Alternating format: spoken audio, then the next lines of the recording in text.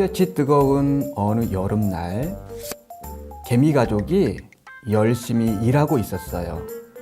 더위에 지쳤지만 쉬지 않고 부지런히 먹이를 물어 날랐지요.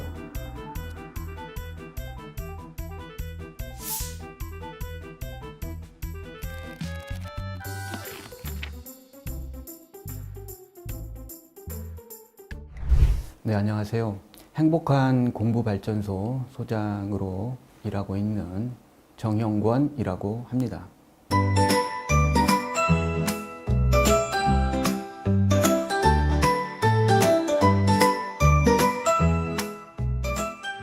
중고등학교에서는 자유학기제나 고교학점제 같은 진로 프로그램을 운영하고 있는데요. 초등학교 때부터 진로 교육을 해야 한다, 이런 의견들이 많이 있고, 교육부에서도 초등 진로 교육 강화 발표가 있었습니다.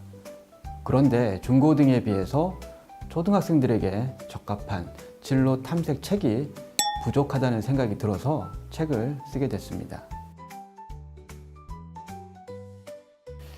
이솝 우화는 어린이들도 읽기 쉽게 간결하고 한 번쯤 들어본 내용도 있고 해서 편하게 읽을 수 있고요.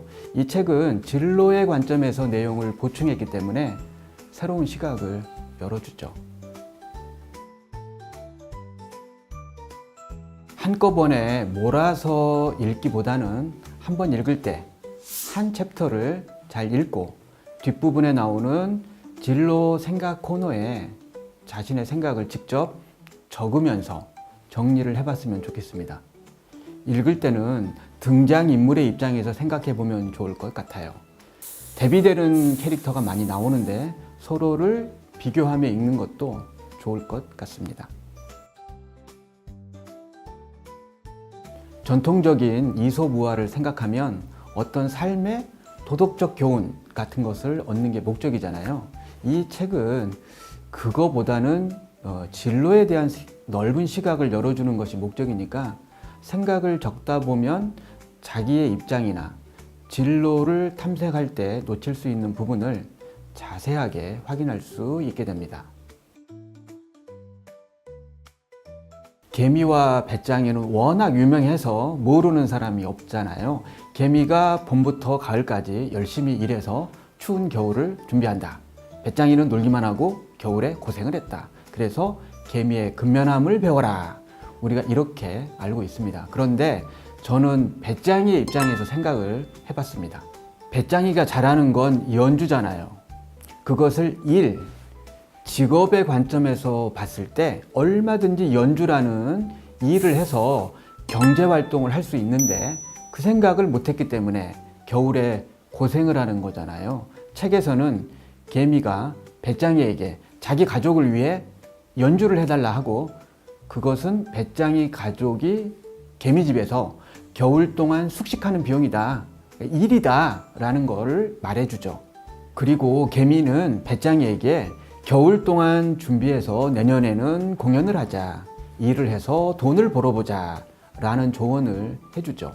배짱이는 자기가 잘하는 것을 어떻게 경제활동으로 연결할지 그것을 모르고 있었는데 개미가 그것을 알게 해준 거죠.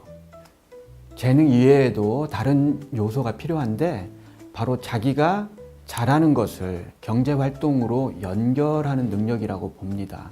그래서 그런 관점도 배울 수 있다고 생각합니다.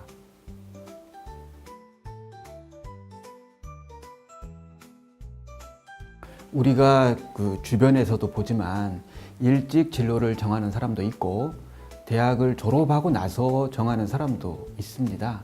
또 진로 직업이 계속 바뀌기도 하죠. 그래서 이 책의 목적은 진로를 빨리 정하는 것이 아니라 진로를 탐색할 때 고려할 것들을 충분히 생각해 보는 데 있습니다.